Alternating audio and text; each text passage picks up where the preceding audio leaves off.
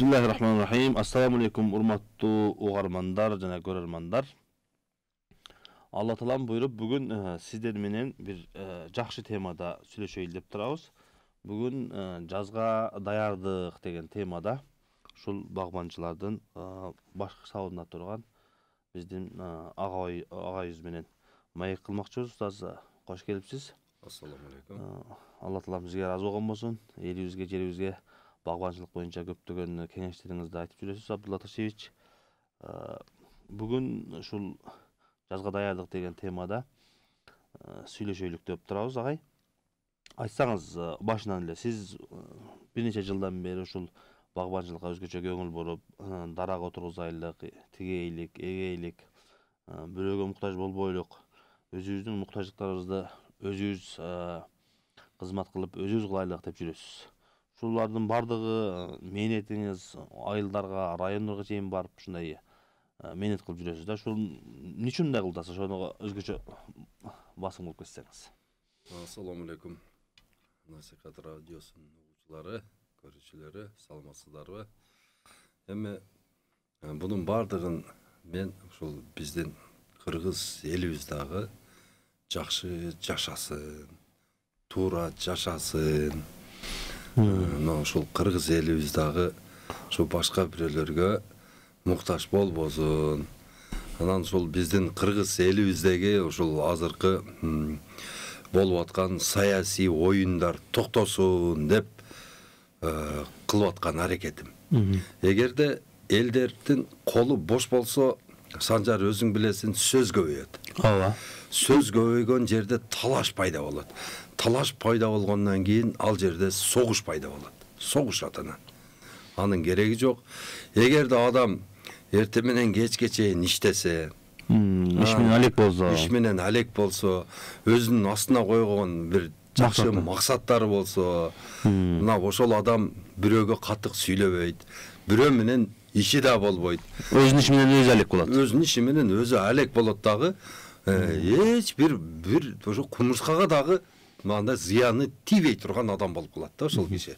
Себеби дегенде баягы азыр өзүң билип атасың, көп акчаларыбыз бизде баягы мындай бир кандайдыр бир жеңил желпи баягы убактылуу бир мындай иштер менен келип калып туруп, биз ошол акчаларга ишенип, мына биздин өзүбүздүн негизги болгон мурдагы ата бабаларыбыз кылган ушул дыйканчылык, багбанчылыкты такыр кылбай койдук да. Өзүбүздө Кыргызстанда азыр иштетип аткан 1.300.000 гектар жер бар. ППСтин жерин кошкондо ал жер 2 миллион болот. Адан сырткары мына кунарсыз жерлер деп коет. Ошо кунары кеткен жерлерден бизде 1,5 миллион дагы жерибиз бар да. Бардын кошкондо 3,5 миллион гектар жерибиз бар. Кыргызстан боюнча. Ошонун азыр иштетип аткан 1.300.000 гектар жердин 700.000 сугат. 600.000 кайракы жерге көп адамдар эч нерсе сеппей дагы отургузбай койгон буга көп жылдар болуп кетти да. Анан ошол сугат жерибиздин дагы 700.000 гектар жерибиздин тең жарымында ушул малга тоют болсун, беде, экспорт, люцерна ошолорду отургузуп алганбыз. Болгону ошол 10% ошол иштете турган ишке жарамдуу жерлерибизден болгону 10% иштетип атабыз да. 350.000 гектары эффективдүү иштеп атат. А калган ушул 3.150.000 гектар жерибиз баягы бекер жаткандай эле да. Бирок азыр ушул кезде ошол жерге барсаң, чындыгында айтканда бир эси чыгат. Мен алып койгон бул жерди андай. Көп жылдан бери турат, иштетилбейт, бирок эси бар. Ошол киши ошого мисалы үчүн жайыт боло турган болсо 12 сомдон, кайракы жер ФПСтин жери болсо 200 сомдон төлөп кеткен. Мына бул деген жердин ушул биздин Кыргызстандагы жердин мындай баасы ушундай болуп калды да. Өтө арзан. Мына коңшу эле мына Тажикстанда 1 гектар жерди $1000 ала албайсың да.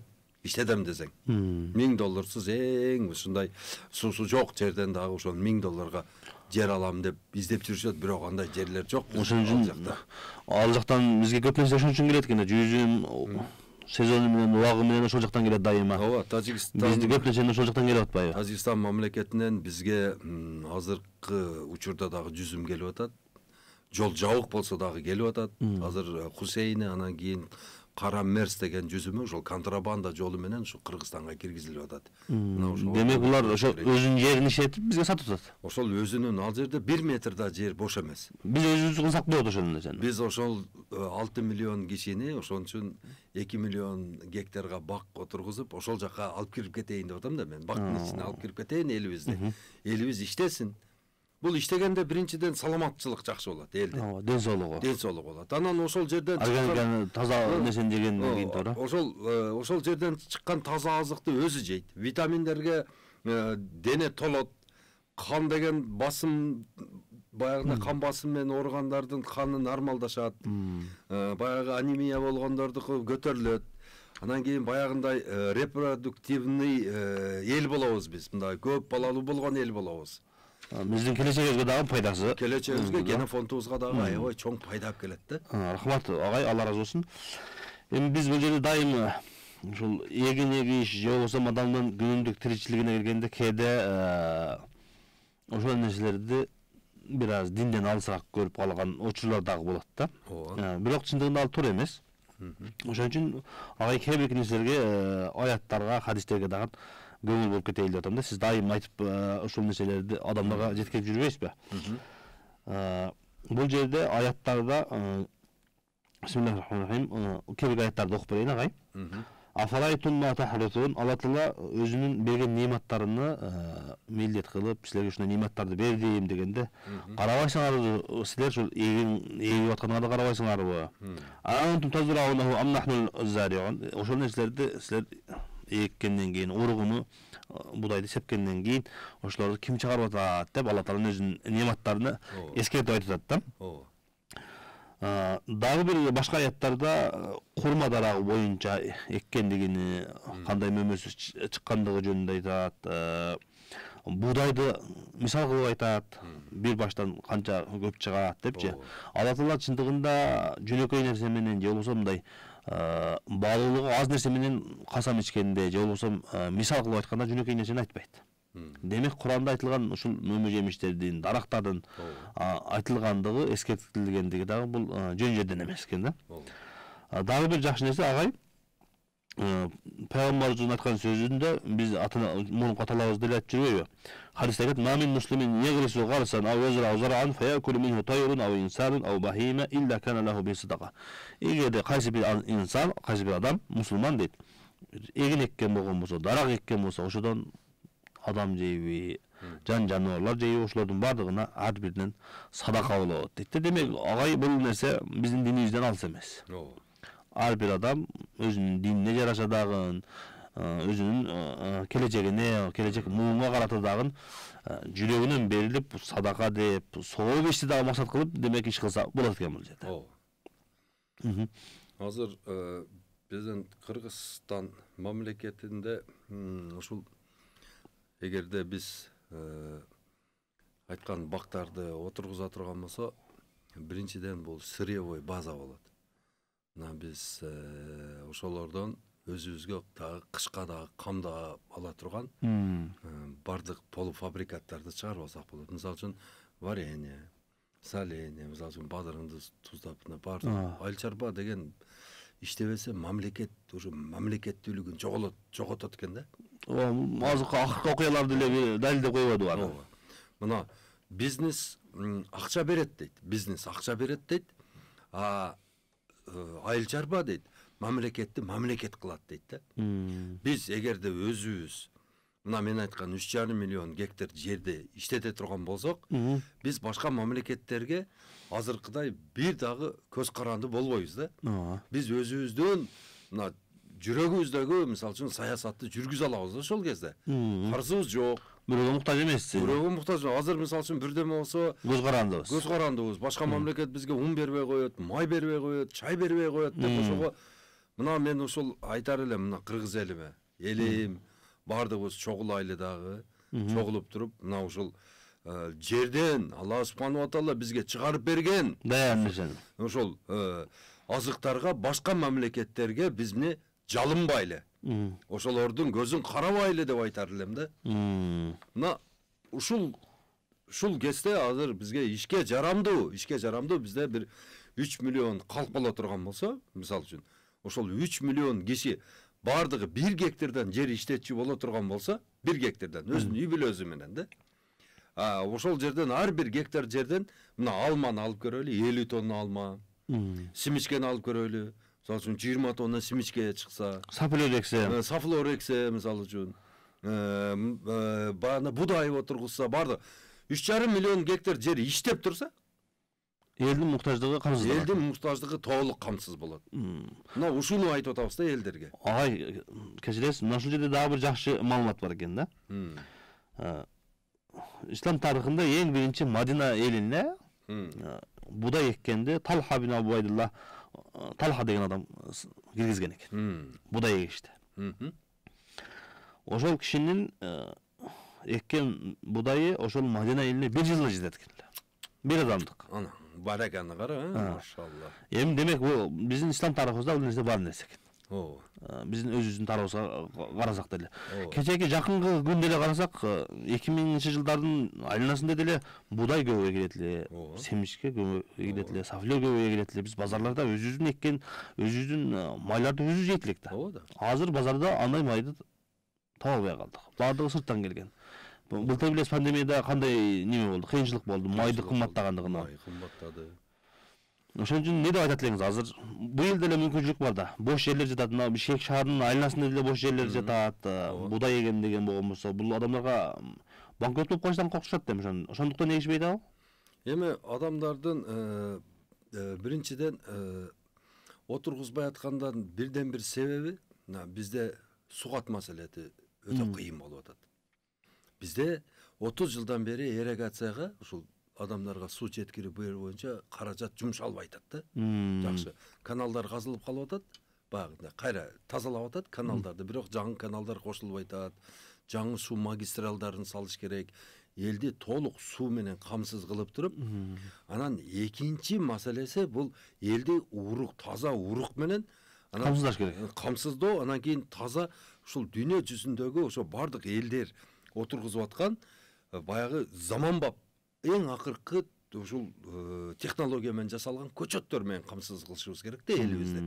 Мына ушул айыл чарбаны жүргүзүп бериш үчүн баягындай бардык ошол агрономдорго бирден баягындай неме компьютер алып берип, анан астына машина берип, анан кийин бардыгын спутник менен байланыштырып, ондай кылыштын кереги жок да.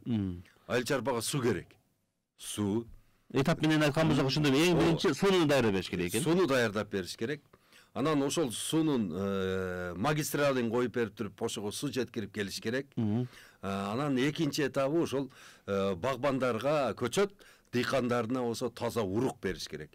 Таза урук дегенде бул геномодифицированный эмес, таза эң таза дүйнө жүзүндө эң таза уруктар бар да. Бир дагы генный уровеньде генетикалык кошулмалары жок урук бериш керек. Адамдарга зыяны жок. Адамдарга зыяны жок, малдарга да зыян бербеш керек. Мына ушуну даярдаса эле болду, айыл чарба өзү эле өнүгүп кетет. Азыр эл иштейм деп атат.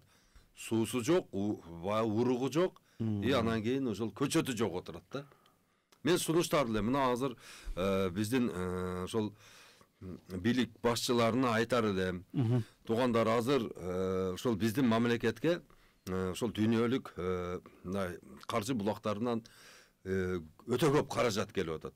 Мына ошол каражатты А пункт деп туруп суу, Б пункт деп туруп бул урук, анан кийин В пункт деп туруп эле аркасынан көчөт деп. Мына ушул 3 проблеманы чече турган болсо, калган айыл чарбадагы проблемаларды, мелкий проблемаларды ошол айыл эли өзү чечип алат. Адамдарга эң алдыңкы эң чоң маселелер чечип берген болсо, калган эл өзү жасап алат. Ошонун арасында чечиле берет. Ооба. Азыр мисалы үчүн биз экөөбүз бир чөлкөмгө барып туруп суу чыгарайыл десек, 1 метрин 15 000 сомдон казат, 1000 метр каза турган болсо 15 миллион акча кетип калат. Биз ал буровой ошо жерде суу чыгара турган болсок, болгону 100 гектар жерди сугара алабыз да. Эгерде мамлекет ошону уюштуруп туруп, элге эл мынамда могу жерден могу жерге чейин канал казыш керек экен. Жалпы суммасы монча $1000 кетет экен, монча $1 миллион. Ошону деген мына уюштуруп туруп айыл өкмөттөрдөн кимдин ошол жерде суу жетпей турган жерлери болсо ошого бөлүп бериш керек. $550 түшөбү, $1000 түшөбү же $2000 түшөбү, суга жерлүү болосуз десе бардыгы көнөт.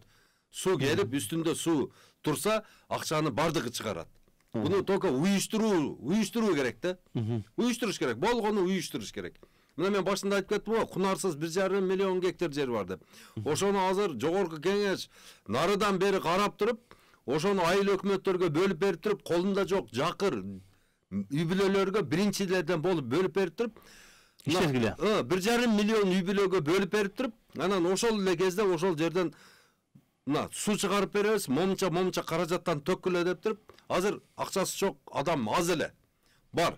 30.000 сом, 50.000 сом, 100.000 сом мына табат. Көпчүлүгү тойго уюштурган ушундай нерсе иштетип. Ошого иштетип атабы. Бул жерде мына мисалы үчүн биздин бийлик башчыларыбыз ушуну уюштуруп бере турган болсо эле айыл чарба өзүнөн дамыгып иштеп кеткени турат. Бар болгону бул жерде уюштуруу маселесин караш керек да. Буну уюштуруш үчүн бизде авторитетный биздин ошол саясатчыларыбыз көңүл буруш керек. Саясатчыларыбыз жеке эле ошо партиясынын эле камчысын чаап, кийинки шайлоого даярданып, анан ошол жерге бирдеме кыла бербей эле, алар деген мына чындап элге бети менен бурулуп туруп, элге эмне керек эл силерге деп туруп, ошол шайлоочуларына кайрылыш керек. Шайлоочулардын бардыгынын эле тилеги бир эле. Бизге суу чыгарып бергиле, бизге таза үрөөн бергиле, үрөөндү дагы сатып алышат. Көчөттү дагы сатып алат. Бирок азыркыдай баада эмес да. Азыр $4 сатылып атат. Мына биздин Багдөлөт деген фирмада $4 сатып атабыз. Эгерде биз өзүбүз өндүрө турган болсок ошол көчөттөрдү, мына өзүбүздө $1 эле түшөт. $1 эч кимдин ичи орунбай отургуза берет. Сүйүнүп жүрүп алат. Сүйүнүп жүрүп алат. Мына азыр 11,5 миллиард сом бөлүнүп атат. 11,5 миллиард сом бөлүнүп атат да айыл чарбага. Мына ошону азыр ошол кооперативтерге бөлүп берүү деген ошондой бир эмени киргизип атат да, ошол айыл чарба ошону сунуштагандар. Мен буларга айтам, адан кайткыла деп атам. Аны деген 7 миллион кыргыз калкы эмес, болгону деген энем бир 10.000 ошол мурунку баягы союздун баягы мурунку система, мурунку баягы союздун жерин басып алгандар, союздун сарайын алып алгандар, бир комплекстерди басып алгандар, ошолорго бөлүп берип коет, 20 миллион, 10 миллион, 15 миллиондон берип коет. Бул жакта карапайым калк 7 миллион адамга такыр айыл чарбасына таасир бербейт. Алар деген жалаң өзүнүн жерине иштетет. Анан ошол эле жерде мына кыргыз эли дагы кетет тентип. Мурунку ойдон эле калат. Мурунку ойдон эле калат. Азыр ошол жерде $135 миллион болот экен. Санжар, ошол $35 миллион ошол 7 областка 7 көчөткана салып берсин. Ошол жерде жылына $35 миллиондон көчөт чыгып турат. Бул бирби калган $100 миллион ар жерге бөлүп туруп, анан калганын калкка обращаться кылыш керек. Элим, мына каналды казганы $500 миллион кетет экен. Мына ушул каналды каза турган болсок, буякта 250.000 гектар сугат болот экен. 250.000 гектар жерге мону бөлө турган болсок, ар бириңе $2,5 миң акча түшөт экен. Ошого разысыңарбы? Каздырып баштайлыбы? Акчаны төккүлө деп туруп, ошол жери барларга бөлүп, анан кийин ошол эле кезде баягы жайыт болуп калган жерлерди дагы бөлүштүрүп туруп, ошолордон дагы акча жыйнаш керек да. Мына биздин сенин жериңди сугат кылып беребиз. Биринчи гарантия сугат, экинчи гарантия таза урук сага обеспечитебиз, только акчасын аласың. Үчүнчү гарантия мына көчөткана кылып туруп, жерден сага $1 көчөт чыгарып беребиз. Разысыңбы десе, ошондо 3,5 миллион гектар жер иштеп кетет эле да. Бул деген кыргыздын эң чоң бир жетишкендиги болот эле дүйнөлүк аренада дагы. Агай, кечиресиз. Азыр сиз айткан нерселерди ушул жааттагы адамдарга сиз жеткизе алдыңызбы? Мен ойлоп атам да, сиз айткандан кийинче ушул нерселерди ошол багыттагы адамдарга жетиш үчүн адамдардан биз колдоону көп эле жүрөбүз. Эгерде жазылган болсо, расмий кайрылуу кылып, адамдардын коштоосунда, адамдардын колдоосунда ушул нерсени сунуштабайсызбы? Азыр мына Себеби азыр кечиресиз, сиздин айткан сөзүңүздү эгерде биз ишке ашырып, иш жүзүндө аткарбасак, сиз айткан сөз ушул бойдон эле калат дагы. Кийинки жылда ошол эле абал, анан жанагы сиз айткан, сиз көрүп турган маселелер, проблемалар ошол ордунда эле мунукойдон калып атат да. Ошон үчүн сиз айткан нерсени расмий түрүндө кайрылып, адамдардын колдоосунда биз алдыга жылдырсак кандай болот дейсиз? Өтө жакшы болот. Азыр аксакалдар кеңешине кайрылдык, мына депутаттарга кайрылып атабыз. Өзүм дагы мына Иман Нуру партиясына мына ушул багбандардын добушун алып бергенмин. Багбандар шайлаган. Эң эле аз дегенде ушул багбандардын бир жок эле дегенде бир 50 000 добушу бар. Ушул Иман Нурунда. Мына Иман Нуру партиясына кайрылып атабыз.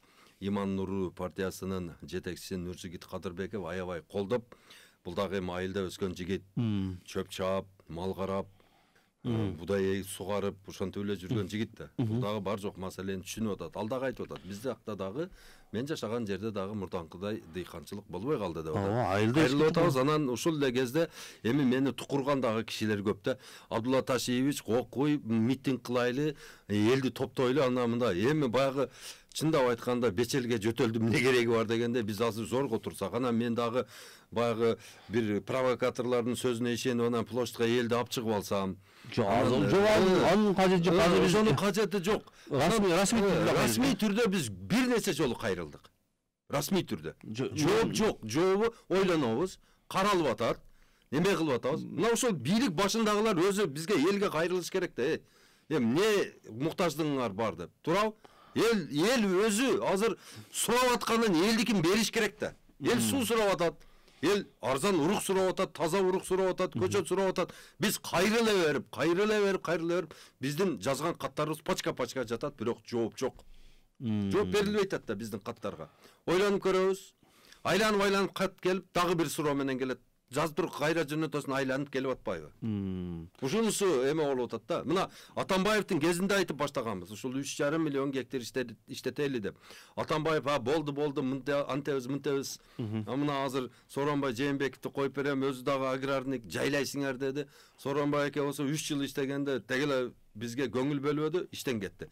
Азыр эми болсо ушул Садыр Нуркожоевичке биз күн таң кайрылып атабыз. Садыр Нуркожоевич биздин арзу тилектерибизди угуңуз, дыйкандарды угуңуз сиз. Сизди эл шайлаган, сизди ошол жаныңызда жүргөн азыркы пактакөрлөр шайлаган эмес, биз шайлаганбыз сизди. Ошого биздин добушубузду угуңуз деп биз кайра айтып атабыз да.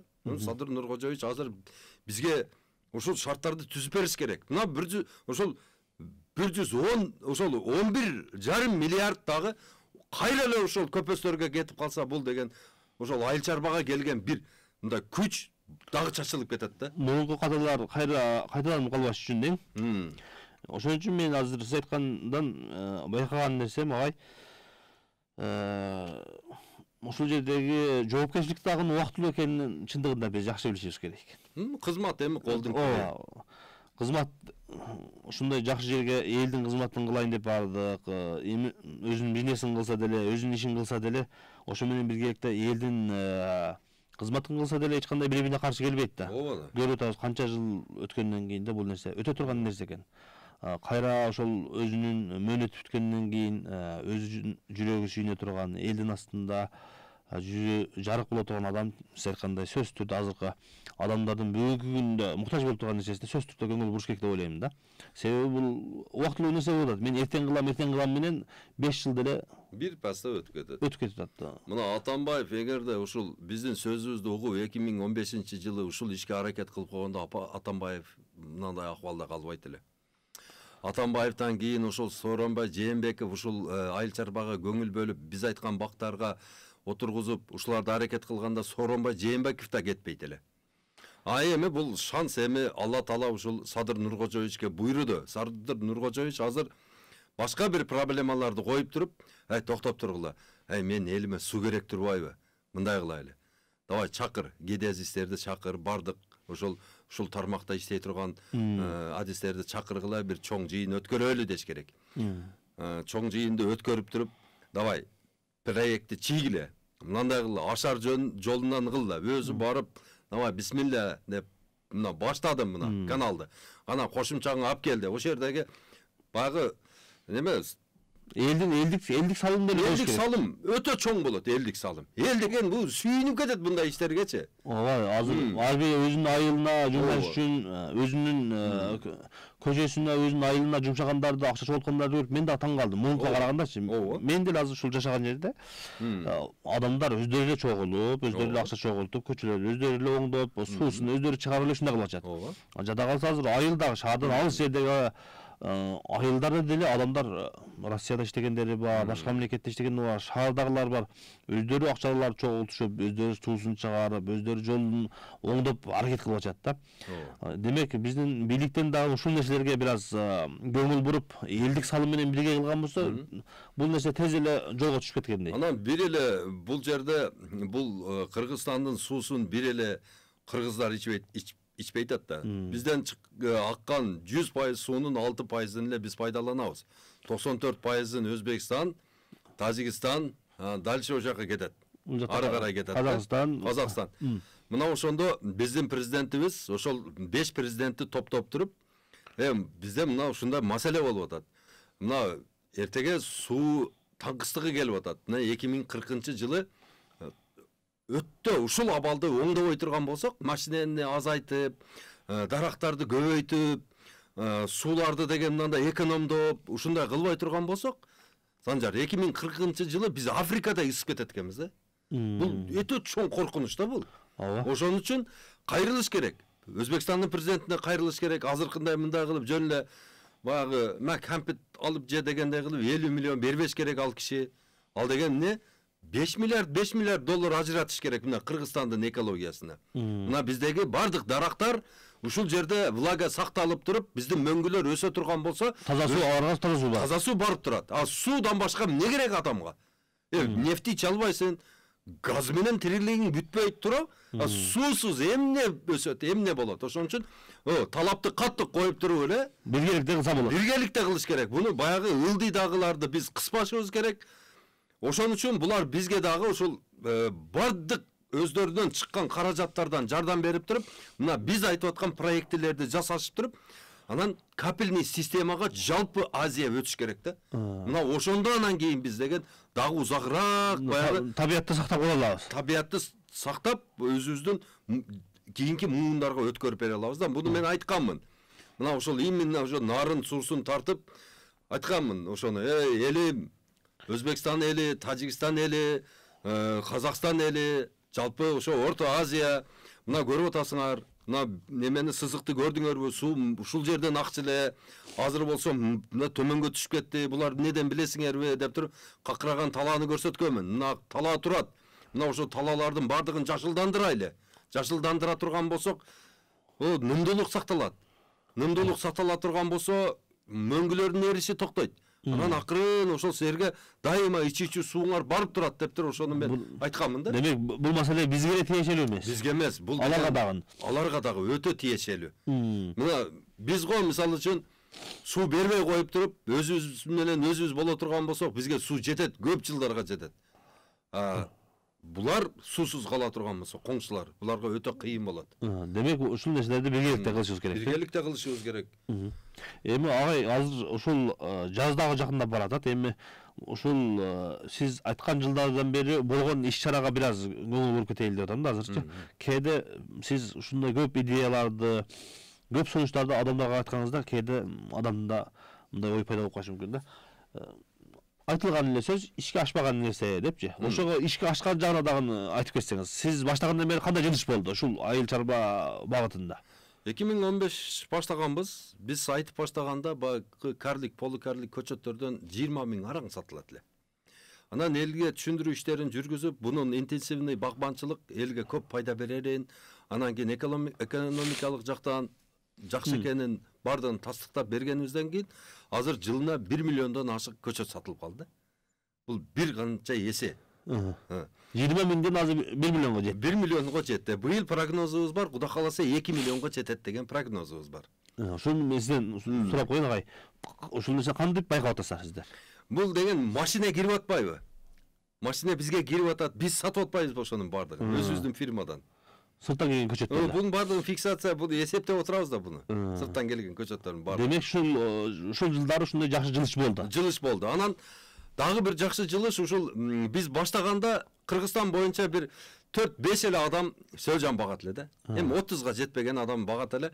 Анан ушул органикалык жер семирткичтердин пайдасын айтып, ошолордун жерге болгон таасирин айтып, тазалык, ден соолук, бул деген адамдын настроениясына дагы влиять этет экен деп ошону айтып атып, азыр сөөлжан багуучулардын саны 100 миңден ашты да. Кыргызстан боюнча 100 миңден ашып, эми ар биринде эле эң эле аз дегенде 1 тонна баягы органикалык таштандыга салынса, ошодон 600 килограмм биогумусу чыгат да. Ар биринин үйүндө 600 килограммдан биогумусу бар. Эми эсептеп коюңуз, ошону 100 миңге. Канча адам. Ошолордун бардыгы жерге себилет. Ошол эле кезде бизге кире турган азот, мочевина, баягы карбамид, Адамдарга зыян бере турган нерселерден алыс болобуз. Ошолордон азайып атат да. Ошолорго муктаждык азайып атат. Мен эми ошол биздин мамлекет башчыларынан суранар элем. Ушуну стимулировать этиш керек да. Биздин мамлекет башчыларыбыз азыр Европага биздин президент Глазгого барып келбедиби? Ошондо алар да экологияга көңүл бурайлы деп жалаң эко форум болбодубу? Ошол жерде айтылды да. Экологически таза азыкка өтөлү деп. Мына азыр биз ошол процессти тездетиш үчүн бизге международный сертификат бере турган бир борбор ачылыш керек да. Кадимкидей көзөмөлдөп барып, ошонун түбүнө эмне бердиңиз, баягында зыянкечтер менен кандай күрөштүңүз, бар жогу органика боло турган болсо, ошол кишиге сертификат берип, ошонун товары бул Кыргызстанда эмес, Өзбекстанда, Тажикстанда, Россияда эмес, именно Парижде, Лондонда, Венгрияда, Германияда, Австрияда ошакка сатылыш керек да биздин товарларыбыз. Мына бизден көп чыккан товарларыбыз бизден сатып алышат дагы, баягыны упаковка кылып, чырайлуу кылып, мына көбүнчө түрк туугандарыбыз ошону сатып атышат Европага. Биздин жаңгагыбыз кетип атат, биздин мистебиз кетип атат, биздин фасольдорубуз кетип атат, күрүчтөрүбүз кетип атат. Өтө көп товарлар уже тааныш болуп калды. Эми болсо ошону Мадейин Кыргызстан деп туруп, таза азыкты. Мисалы үчүн Өзбекстан менен Тажикстан, Казакстан менен биз баягындай азот салып, жарыштырып, мисалы үчүн азык чыгарып биз сатып, буларга конкуренция боло албайбыз. Биз табигый жагына басым коюп туруп, биринчи орунда кетсек болот. Мына мисалы үчүн Кыргызстандын карагатынын вареньясы Ташкентте 1000 сом 1 литри. Кыргызстандан барса 1000 сомдон сатылып атат. Нокаттын алмасы 200 сом. Бизде деген өтө биздин кышындасы жаңы жылга жакын нокаттын алмасы, ошол жергеталдын алмасы Алматада 5000 теңгеде сатылды. Кандай жакшы көрүнүштө. Жакшы көрүнүштө. Мен агай кечиреңиз, ушул нерсени мен өзүм дагы көрдүм. Саудияга башка мамлекеттерден, Австралиядан, Америкадан, Италиядан, ушул жактардан мөмө жемиштер келет. Ооба. Алмалар келет. Америкадан алма келет десеңиз. Ооба. Алмасы биздин нокаттын алмасынын өзү. Өзү да. Кыпкызыл. Тиштесең ошо биздикиндей суулуу, касырап турат, бирок даамы андай эмес. Даамы биздикиндей болбойт. Бир жылы бизден коон алып бардым, билесизби? Ажылардан бир тааныштардан бирөө ажылар менен кошо мага атайын ошол жакта окуп жүргөнүмдө коон салыптыр. Анан ошол жерде араптарга союп бердим, даярдап берсем, араптар жеши өмүрүндө Мадинада өз негизи коон бар. Ооба. Биздин коон жегенде ооз ачылып калды. Бул кандай деп. Ооба, биздин алмаларды көргөндө ооз ачылып калды. Мен элестетем да, эгерде сиз айткандай азыркындай алманы, ушу өзү өскөн нерселерди өнүктүрүп, ошол жактарга айдасак да жөнөтсөк деле болот. Жөнөтсөк болот. Бизде иним айыл чарба 30 жылдан бери талкаланды дагы. Баягы сорт испытательный участоктарды да бөлүп алган да. Питомниктерди дагы менчиктештирип алган. Базаны жок кылды да. Мына институт земледелияны болсо эми ушакчы болбойн талкалап таштаган да эми. Ошонун ичинде дагы бир институт бар да, ону болсо жутуп эле жеп койду. Эч нерсе жок. Бар жокту талкалап, ушу тыйпылын чыгарып, каршы-кырча мамиле кылды да. Баягы бүгүн жемин, эртеге эмне болсо ошо болсун деп туруп бар жок талкалап салганда, азыр ошону кайра возрождать этиш керек да. Мына азыр нокатка машинени коёйлу иним. Бизге Дубайга бир вагон алма жыйнагыла десең, чыкпайт ошол алма. Бардыгы 800 сортту отургузуп алган. 800 сортту отургузуп алган. Ошонун ичинен бирдиктүү бир 60 тонна алма чыкпайт да. Азыр биз ошону кескин түрдө токтоттук да. Ошол алманын 7 сортун койдук да. Red Chief, Golden Delicious, Granny Smith, Early Geneva, Gala Must, Kings, Pink Lady жана Crisping 7 алма. Алмуруттан конференция, анан Forel, анан Williams деген сортун койдук. Июнский красавица 4 сорт. Чектедик да сортторду. Башкалардан көбөйүп кетпесин деп. Сливаны 3 сорт, Анжелино, Венгерка, анан Стенлей болду. Шапталыдан 5 сорт. Ошонтип чектеп койдук да. Бардык эле элдер ар нерсени отургуза бербедир. Ошондо мамлекет бизге мындай жардам берип туруп, анан ошол көчөт ташып тургандарга апарып списокте таштап коюш керек да, мына списоктон чыкпагыла, пожалуйста. Ушуну эле алып келгиле. Болду. Редшифтти караганы 1 адис. Стенлейди караганы 1 адис. Бардыгына мисалы үчүн институт жетпей калбайбы? 800 алманы 800 институт окутуш керек. Жок, жетөөнү эле коюш керек. Ошодон летнийсин бир тарап, зимнийсин бир тарап, ортону бир тарап бирөө карасын. Бардыгын мисалы үчүн чектеп туруп, бул дейди мына биздин Скрябинадагы агайлардын бардыгын алмаштырыш керек да. Полностью алмаштырып туруп, онун ордуна баягы жаңыча ойлонгон, жаңыча типтеги агайларды алып келиш керек. Алып келип туруп, бир команда кылып туруп, аларга мисалы үчүн жогорку деңгээлде акчаны төлөп берип туруп, биздин балдарды окутуш керек.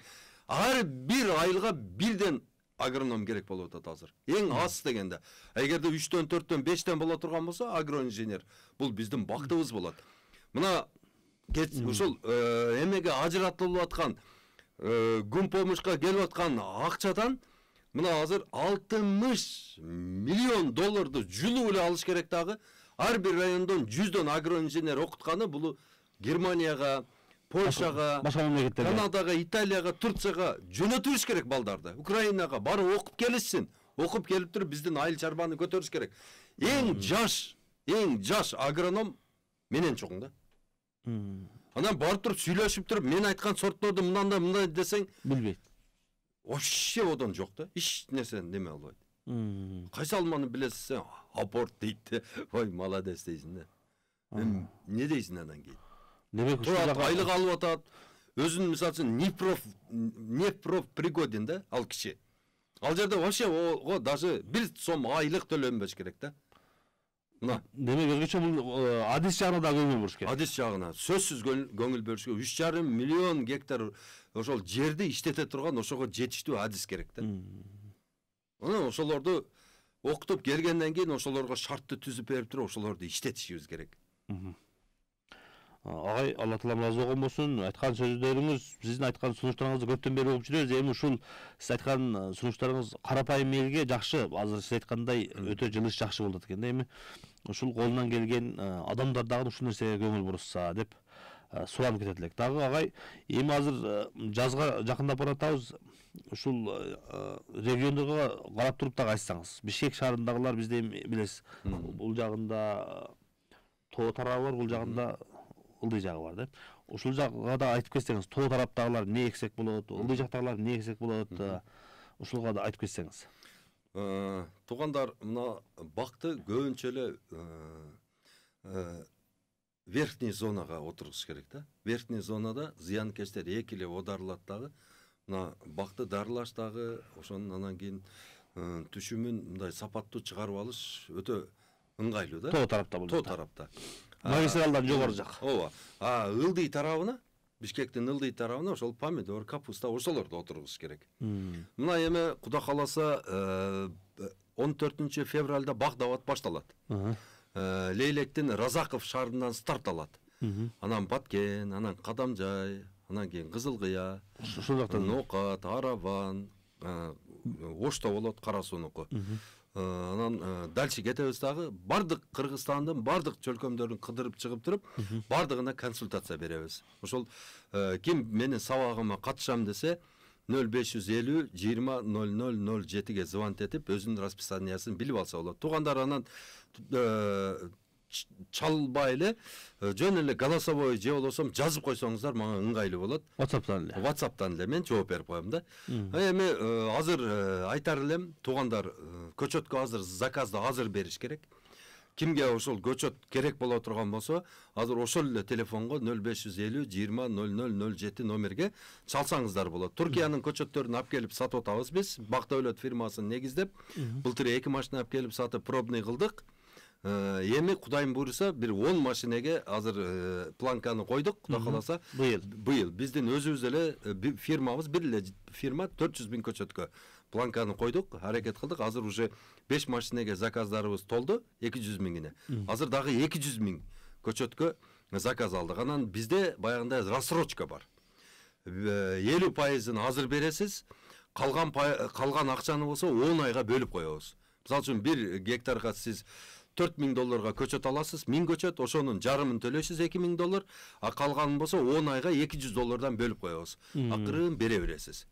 Элге ыңгайлуу болсун деп сүйлөшүп атабыз. Азыр биз ошол Туркиянын ведущий баягындай дүйнө жүзү менен мамиле кылган кыйын питомниктердин бир лигасы бар экен. Ошол питомниктерди аябай бир заманбап энтомофагтар менен дарылай турган.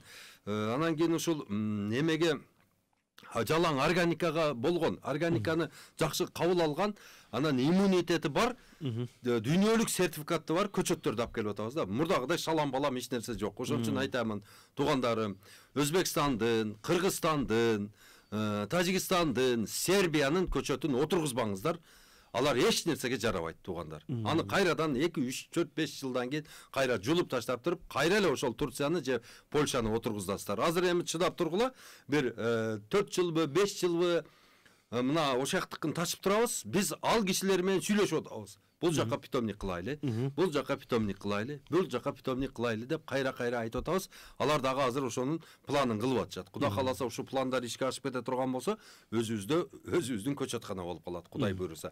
Бирок эми буну мамлекет кылып бергенде эртерээк болот эле да. Тезирээк болот эле. Мисалы үчүн мамлекет быйыл эле ошону частный партнерство, государственный партнерство кылып туруп ишкана ачып туруп, Борбор Азия багбандар биримдиги менен биригип туруп, ошону бизди каржылай турган болсо, биз 7 жерге 7 питомниктин ошол ишкананын эмесин уже баштап берет элек да. Уже 3-чү жылы өзүбүздүн ушул көчөт чыгып калмак да. Кыргызстанга $1 элге аябай жакшы болмок.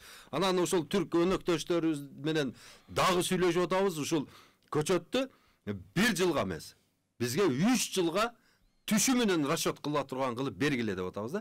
Кийин анан кийин баягы түшүмүнө киргенден кийин бул Туркия мамлекети дагы ошону бизге сатышат. Түрктөрдүн баягы экспорт боюнча булардын мүмкүнчүлүктөрү аябай көп да. Бизден алып туруп эле ошо экспорт кылып биздин мына төө бурчакты сатып атат го түрктөр. Ошондой кылып эле экспорттеп эте берет эле да. Өздөрүнүн атамасы деле болот. Бирок учу одновременно экинчи ветка боюнча биздин өзүбүздүн мына Минэкономика ушул багытта катуу иш алып барыш керек да. Европага басым жасай бериш керек. Барып, предлагать этип, сүйлөшүп, баягында насыяларды сурап, алып келип, мына насыя алгандан коркпош керек, эгерде сен айыл чарбага салсаң. Насыя алып туруп эле анан кийин ону деген жөн эле бир байларга кредит кылып бөлүп берип кое турган болсоң, сен азыр коркунучтан. $135 миллион азыр бөлүп берип кое турган болсоң, кийин уже сен сом түрүндө берип атпайсыңбы? Кийин кредитти алар кайтарганда $13 миллион эле кылып кайтарып коет сом менен. Калган айырманы сен төлөйсүң, мамлекет төлөп калат да. Ошонун бардыгы мына алар деген ал акчаны алып, жыргап, куунап, жеп, ичип, мамлекетте иштеп аткандарды ашатып, сөгүп телевиденияга чыгып, анан шайлоолорго катышып, биздин үстүбүздөн чыгып тебелетпей, ушу мамлекет. Аларды керек болсо, пактакор берака бас деп туруп, мына нерден мынанча канал сен казасын деп туруп, ошолорго мойнуна жүктөп коюш керек. Себеби дегенде алар өлгөндө, азыр өлгүчө кыргызга жооп берет. Ал акмактар, биздин мына уурулар. Анан өлгөндөн кийин дагы эсебин Аллахтан сөзсүз сурап алабыз, Кудай кааласа. Эми агай дагы биз немени айтып атпайбызбы азырча? Бишкек шаарын айтып атпадык беле жанача. Кайсыл түрлөрүнө ушул жака ыңгайлуу экен? Сиз азыр дагы мындан мурун агай, мен кечиресиз, мен оюман алыстап кетипмин. Сиздер эккен дарактар, сиздер эккен көчөттөрдөн мөмө алып баштадыңбы? Мөмө алып уже базарга чыккан.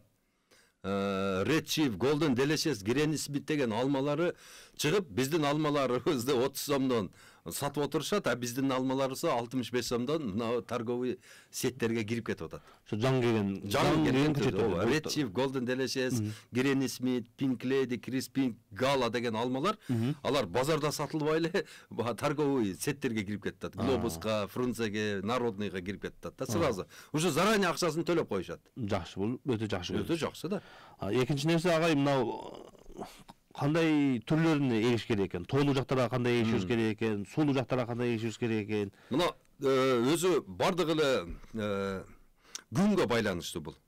Санжарбек, күнгө. Эгерде күн мисалы үчүн салкыныраак болсо, мына нарын, чаткал, алайкуу, Тоолуу жерлер. Тоолуу ысык көл ошондой жерлериң болсо, то тарапка багы желательно ошо ортодо быша турган ошо мөмөлөрдү кылыш керек. Себеби дегенде эрте бышып баштай турган болсо, аны деген эрте гүлдөйт дагы, аны деген уши көрүп кетет. Биякта асаткерлер ар нерсе боло берет да. Анан кеч калып кете турган болсо, октябрга кирип кете турган болсо, мөмөсүн ушу көрүп коет. Ошон үчүн сентябрда быша турган мөмөлүү дарактарга көңүл бурулат.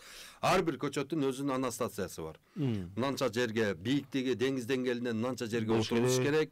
Мынанча плюс 40 плюс 40-ты выдерживать этет, нымдуулук боюнча мынанча нымдуулукта жашай берет, баардыгынын өзүнүн анастасиясы бар, ошого карап туруп эле. Бизде ошол агрономдорубуз бар, 0550 20 0007 номерге кандай көчөт боюнча эме кыла турган болсо, биз деген бирдиктүү өзүнүн операторлорубуз бар, ошого направлять этебиз, анан алар ошондо онлайн отуруп эле компьютерден ошол турган жерди набирать этет, картага түшүрөт, анан полный параметрлерин эсептеп туруп, анан биз күчтүү болуп кеттик, укам. Мурунга караганда, мурун мисалы үчүн түү деп туруп шамал каяктан болот дейт элек, азыр болсо уже полный компьютеризация, машалла. Компьютер менен кайсы жерде болгон болсо ошону чыгып бересиздер. Керек, бар жокту билебиз уже. Ошол отургузган дарагыбыздын мөмөсүн дагы сатышабыз да биз, эмне жакшы жери. Анан ошол отургузган даракты мөмөгө киргиче сопровождение да кылып беребиз да. Ооруларына күрөшкөндү кантип бардыгын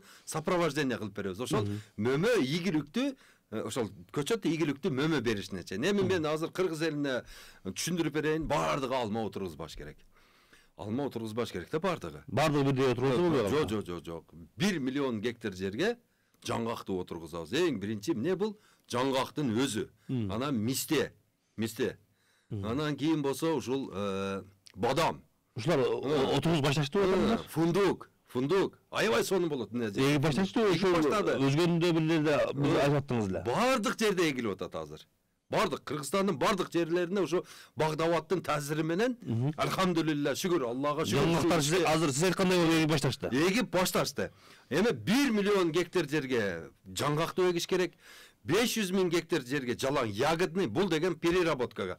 300 000 гектар жерге жүзүм, калган 200 000 гектарына ошол анар, алма, слива ошолорду отургузуп алышыбыз керек да. Өзүбүз внутренний потреблениега. Азыр ушул чөлкөмдө иним алма менен биз өзүбүздү 50% камсыз кыла албайбыз. Билесизби сен ошо? Мактанган нерсебиз алма. Мактанган нерсебиз алма, бирок 50% камсыз кыла албайбыз. Ар бир үй бүлө алма жей турган болсо, өзүнүн нормасын сатып алып жей турган болсо, 50% камсыз кыла албайбыз. Баягы неме менен жүзүм менен биз 3% камсыз кыла албайбыз. Билесизби ошону? 3%. Биздин жүзүмдүн рыногун өзбектөр менен тажиктер ээлеп алган. Алмабызды болсо, мына Кытай ээлеп турат эле, азыр болсо Ирандан бери келип атат. Ирандан алма. Ирандан алма келип атат. Кичине убакыт өткөндөн кийин мына Казакстандан алма келе баштайт. Уже кирип атат казактардын алмасы. Алар деген жылына 50 000 гектардан бак кошуп атышат, алма бак. Чөлгө. А биз болсо жөнүнө мына кармап туруп жей турган май чыгып аткан жерибизде башкаларга алдырып ошондой кылып туруп отурабыз. Башка бирлерде күтүп отурат. YouTube'да ким вагону дук экен вагону же да бир нерсе бир темага кирип алганбыз. Бөлүшүп эле мен адакамчы, сен дакансачы, мен болсо касапчы, сен болсо дагы бир нерсеси деп бөлүнүп алганбыз дагы. Бири-бирибиз менен Facebook'та сөгүшүп эле отурабыз. Бечара диван бизге чыдаган. Бул жакта адамдар кайсы жакка жетип калды деп? Бул жакта адамдар учуп кеткен. Вот Өзбекстанга барсаң оозуң ачылат. Мен айтып аткан инвентро лабораторияны ошол жерде жөн эле баягы айылда баягындай алма алып саткан балдар кылып алыптыр. Алма алып сат жөнөкөй эле ошол 5 миллион доллар жумшап, ошону жасап коюптур. Өзүнүн айылына жасап, ошол жерге азыр уже булар дагы 1-2 жылдан кийин Турция, Польшадан такыр көчөт албай калат. Бизге экспорт кыла баштайт. Ошону биз түшүнүшүбүз керек, рынокто түшүнүш керек. Биздин мына айыл чарба министрлиги зирек болуш керек. Зирек болуш керек. Мында көрүп туруп, керек болсо, немедеги нарындагы уйдун ошо эмчеги ооруп атканынан билип туруш керек. Өзү ушундай зээндүү адам болуш керек да бул. Мына ушуну айтар элем. Биздин балдар окубай койду, окуу десең эле баардыгы эле шылкый башын жерге салат. Убактылуу акча табыш керек. Убактылуу акча табыш керек. Россияга барыш керек, андай кылыш керек.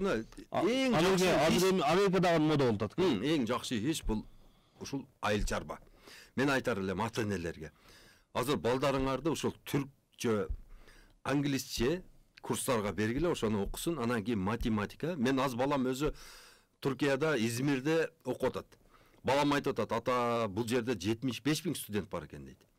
Дүйнө жүзүнүн бар жагынан келет экен, биз кыргыздар үчөөбүз эле окуп атабыз дейт. 3 эле кыргыз бар экен да.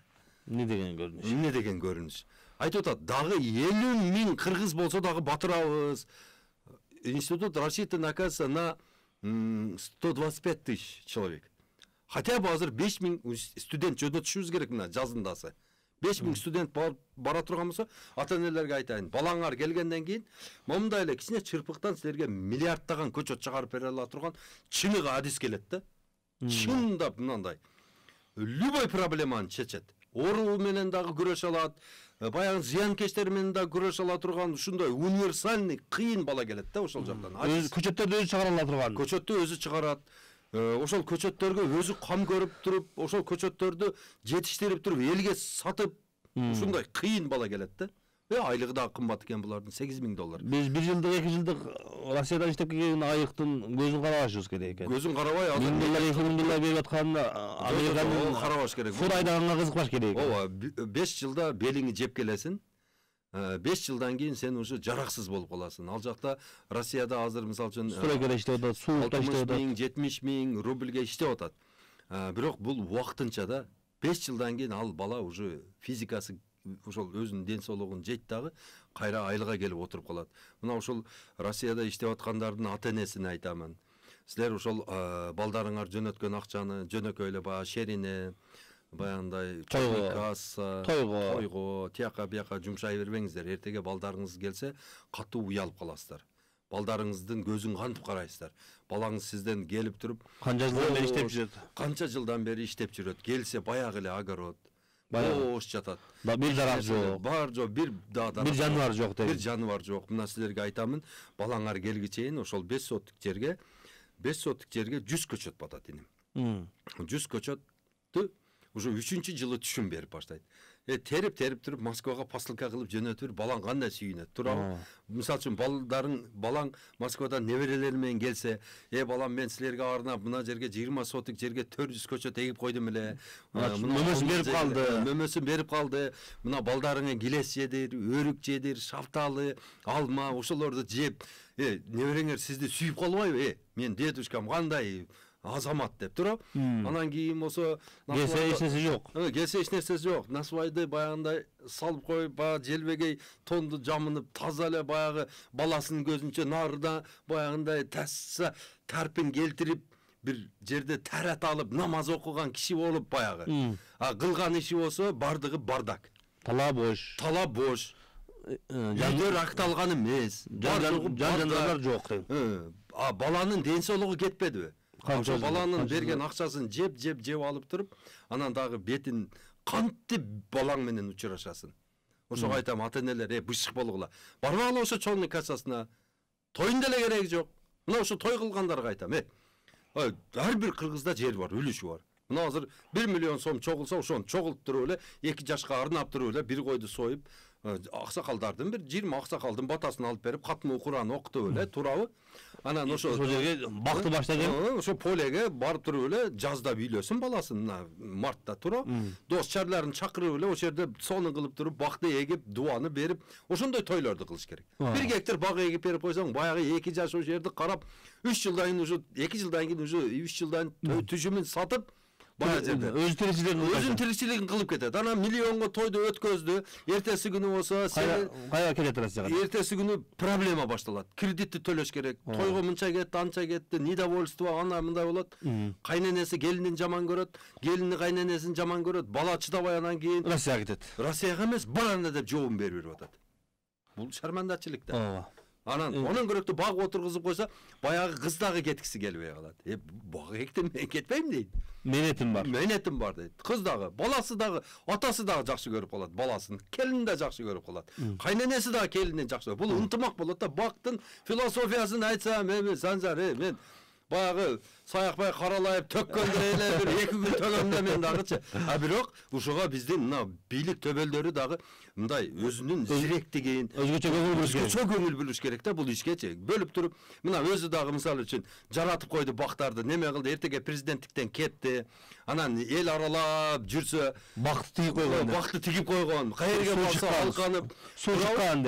Ажоом келиңиз ажоом, өмүрүңүзгө барака берсин, сиздин мына суу чыгарып жарлыгыңыз менен ушундай кылганбыз. Сиздин жарлыгыңыз менен кылганбыз ушул иштерди деп туруп баягыны кедей да, кембагал дагы өзүнүн ошо продуктасынан мынаны жеп коеюн деп турабы? Бул деген кандай сыймык болот президент үчүн, премьер-министр үчүн, депутаттар үчүн. Ошол депутат өзүнүн айылына барса десеңиз. Ооба. Ошол жерге суу чыккан болсо, азыр сиз айткандай бактар отургузган болсо, 20 жылдан кийин, 30 жылдан кийин балдар деле сыймыктанат да, туурабы? Менин атам кылган дейт да. Менин атам дарактарды ушундай болду деле, ушул сууну менин атам чыгарды деле деп. Ооба да. Элдин астында жүзүң жарык болуп жүрөт да. Кандай эми мен мисалы үчүн баягы Матраимовтай бай болуп калсам, же Азамат Арапбаевтай, же Салымбековтай бай болуп калганда, менин өзүмүн айылыма питомник кылып берип коет элем. Айылымдагы ошол жердеги бардык адамдарды окууга жиберет элем, жаш балдарды. Окутуп, мына питомник айылы деп ошол жерде айылым ошону менен оокат кылып калат эле да. Кечке дуа алкап мени, мына азыр байлар мындай шансты кое бербеш керек. Мына мисалы үчүн Матраимов азыр Кара Сууга бара турган болсо, Кара Суудан мен Матраимовго эң эле аз дегенде 2 миллион гектар мисалы үчүн возможность таап берем. Ушуну бар Кара Сууга питомник кылып алып, бардык жерде бак кылганып, түштүктөн таап берем 2 миллион. Пожалуйста. Көчөт менен камсыздаш керек. Мына бир жагынан бизнеси да жүрөт. Көчөттү арзан сатат, ошол жерден буга пайда аябай көп калат да. Бул деген себестоимость аябай эле арзан болот да, көчөттүн өзү жасаса. Жөнөкөй чыгаша эмес бул. Бул вложение. Пайдасы менен и суу менен вложение болот да. Кандай эми ушуну кылса, мына биздин байларыбыз эми билбейм, эми чамаданын үстүндө эле отурат окшойт, бир нерсе болсо эле ошо чамаданды ала качып жок болом деп. Чамаданды көрүп атпайбыз, чамаданды алып качканда деле каяка барат? Эртеге бүсүгүн кайда турган жери. Мына жалдырап атпайбы? Мына Акаев келди, жалдырап, уже келди. Бардыгы жалдырап кайра келгиси келип өлүп атпайбы? Бул дүйнөдөн деле өтүп кетет. Ошол байлык эми кайсы жака барат десеңиз туура айтасыз. Өзү кепиндин чөнтөгү жок. Буну шептер түшүнүш керек да. Муну топтоп атам. Путин айтты го. Все, что вы накопили, деп атат да. В третьем поколении перейдут совершенно чужим вам людям, деп атат. Бул деген же келиниңе, же күйөө балаңа, чужой адам да болор сагачы. Өтүп кетет деп атат ошол каражаттар. Башка бирөөлөргө өтүп кетет деп атат. Совершенно чужим вам людям деп атат да. Кыянаттык кылган нерсе ошол. Бул акчанын жоопкерчилиги буларда калып атпайбы? А эгерде ошол урдадың, эмне кылдың, ошодон суу чыгар, каналды кыл, эмени кыл, бунун азыр соо болот дагы. Мисалы үчүн чаша перевеса дейт да. Мына мисалы үчүн сооп иштериң көбөйүп тур, жаман иштериңи жаап кетет. Ошого аракет кылыш керек да. Бир жолу мен күнөөкөр болдум, мен паракормун, болду, мен түгөндүм дебеш керек. Үмүтсүз бул шайтан. Шайтан гана жаннатка кире албайт, калгандардын бардыгында алхамдулилла шанс бар. Ошону пайдаланыш керек. Рахмат агай, Алла разы болсун. Сиз айткан сөздөрдү мен өзүм дагы ишке ашырып баштайын деп 2 жылдан бери ниет кылып жүрөм. Азыр ойлонуп көрсөм, чындап эле биз быйыл жанагы май маселесин көрдүк, un маселесин көрдүк. Чындыгында бул нерселердин бардыгы ой жүгүрткөн адамга өкүнүчтүү нерсе экен. Өтө өкүнүчтүү. Коркунуч болсо эле элдин кече мына неме айтканда свет өчкөндө, бир күн свет өчкөндө элдин бардыгы барып немеден дүкөндөрдөн шам чагылып атышты. Ооба. Пандемия убагында элдин бардыгы барып эле немелерди басып калды го, май менен унду алып атышты. Эми ушул нерселердин бардыгын өзүбүз кылсак болот экен, мүмкүнчүлүк бар экен. Азыр сиз айткан мөмө жемиштерди өзүбүз кылсак болот экен. Бизде жер бар экен, суу бар экен. Ошол нерсеге аракет кылышыбыз керек экен да. Жерден чыккан жерден өскен Алла Таала жерди берди бизге, сууну берди, иштей турган элди берди. Биз ошо жерден чыккан ушул азык затка башка бир мамлекеттерге зарыкпашыбыз керек да. Намыс болуш керек да. Анан дагы бир нерсени айтып кетейин да ушул жерде. Ушул адамдын кылган иштери ушул кайсыл жактан адам өзүнүн тиричилигине кылганда акча таап ошол жактан тиричилик кылса эң жакшысы кайсы десе, алымдардын ичинде талашмаса экен да. Анан кээ бир алымдар айтыптыр, ушул эң жакшысы сен кандай азыр айыл чарба. Өзүң дарак эксең, өзүң эгиң эксең. Давут алейхиссалам дагы ошо өзүнүн колу менен кылган нерсенин даамы эң жакшы болот деп алымдар ушундай дешкен экен да, карасаңыз. Алхамдулилля. Ошон үчүн бул жерде айтарыбыз, биздин угармандарга, көрөрмандарга айтарыбыз, биздин кыла турган нерсебиз өзүбүздүн келечегибиз үчүн дагы, диний жактан дагы бул бизге эң зарыл нерсе экен. Өзүбүздүн ден соолугубуз бүгүнкү күндө бизге аманат. Келечек муунубуз биз үчүн аманат. Биздин жерибиз биз үчүн аманат болуп атат. Биздин динибиз биз үчүн аманат болуп атат. Ушул нерселерге бирөөгө муктаж болбосок, бирөөнүн дарыланган нерсесин жебесек, бирөөгө көз каранды болбосок, келечек муунга биз азыркы айткан нерселерди, алар жашай турган коомду, алар жашай турган чөлкөмдү жакшынак кылып сунуштап берген болсок, өтө сонун да. Биздин ата бабаларыбыз бизге ушул жерлерде канчалаган кыйынчылык менен, канчалаган согуштардан кийин, ачкачылыктан, оорудан, бала апаттарга чыдап сабыр кылышып бизге өткөзүп берди да. Бизде азыр салыштырмалуу, мисалы үчүн андай жакшы жашоодо жашап атабыз биз. Жаныбыздагы мамлекеттерге салыштырмалуу кандай жакшы жашап атабыз. Дүйнө жүзүндөгү жанагы согуш болуп аткан жерлерде, уруш болуп аткан жерлерде, ачкачылык болуп аткан жерлерде, оору апаттар келип аткан жерлерде, суу жок көрүп атасыз Африканын канча жерлеринде, мына араб өлкөлөрүндө кандай акча көп болгону менен биздикинде эмне жакшы жашоонун шарт түзүлгөн эмес. Ушул жерлерде бизге ата бабаларыбыз мээнет менен сактап келишти да. Кыйынчылыктарга чыдады. Биз дагы ошон үчүн угармандарга, көрөрмандарга агай мен өзүм дагы ниет кылып атамын. Айтарым, өзүбүздүн келечегибизге өзүбүз көңүл бурушубуз керек. Өзүбүздүн ден соолугубузга көңүл бурушубуз керек. Азыр көп нерселерди айтып бердиңиз агай. Дарактарды, мөмө жемишти эккенибизди, көчөттөрдү эккенибиз, бардыгы органикага өткөн болсо, бардыгы жерден алынган, таза болсо, бизде алдыбызда көптөгөн мүмкүнчүлүктөр бар экен. Бизге берилген мүмкүнчүлүктөрдү туура пайдалансак, биз Кудай кааласа ийгиликке жетет экенбиз. Сиздин бүгүнкү эфирибизге келип ушундай сонун идеяларыңызды, сунуштарыңызды айтып, ошо айткан сунуштарыңыз ишке ашканы менен дагы бизди кубандырдыңыз агай. Алла Таалам сиздин ишиңизге береке берсин, өмүрүңүзгө, ден соолугуңузга береке берсин. Айткан сөздөрүңүзгө береке берип, элибизге, жерибизге пайдалуу болгон болсун. Амин. Пайгамбарыбыздын айткан сөзү бар эмеспи? Адамдардын эң жакшысы ким деп суралганда, анфаухум линнас. Адамдарга эң пайдасы көп тийген адам деп айткан да. Алла Таалам ошон үчүн сиздин ушул багыттан караганда сиздин өмүрүңүзгө, ишиңизге, айткан сөздөрүңүзгө Алла Таалам береке берсин. Сиз чындыгында чоң ишти кылып жатасыз. Диний алымдар, мисалы үчүн эң эле жакынкы нерсени айтсак, Чубак ажы сизге окшоп балдагы айылдарга, райондорго барып ушундай адамдарга мээнет кылып кетти эле. Ал адамды өткөндө адамдар байкап калышты. Өтө элегинде канча адамдар аны сөгүп жүргөн, маскалдап жүргөн, мыскылдап жүрүшкөн. Өткөндөн кийин көп адамдар байкап калышты да, бизде ушундай жакшы нерсе бар экен эле, бааланбаган алтын баалуу нерсе бар экен эле деп калышты да. Ошон үчүн сиздин бул азыркы айткан жакшы сөздөрүңүздү, жакшы идеяларыңызды чындыгында ар бир акылдуу адам өзүнүн келечегине сиз айткандай зиректик менен караган адам сөзсүз түрдө көңүл буруш керек экен.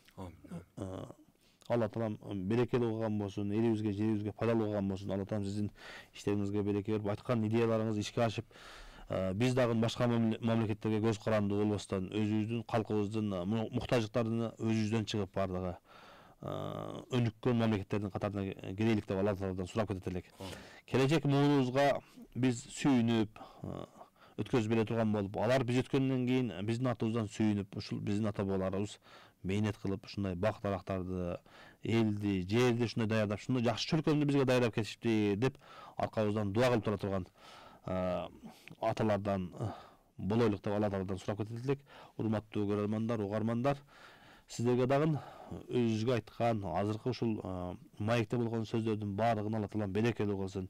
Айткан нерселерди баардыгыбыз ар бирибиз ишке ашырып баштайлы деп мен өзүмөн баштап ниет кылып, Кудай кааласа кийинки берүүлөрдөн ушул агай менен дагы бир эфирге чакырганда ошол өзүнүн кылган иштери менен дагы бөлүшөйлүк. Ар бирибиз өзүбүздүн келечегибизге жакшы көз караш менен карап, жерлерибизге, бош жерлерибизге дарактарды отургузайлык, эгинтигинде өзүбүз кылайлык, өзүбүздүн ден соолугубузга, өзүбүздүн келечегибизге өзүбүз көңүл бурайлык деп сиздерди да чакырып кетет элем. Кийинки берүүдөн кайрадан жолукканга чейин саламатта калыңыздар. Ассаламу алейкум ва рахматуллахи ва баракатуh.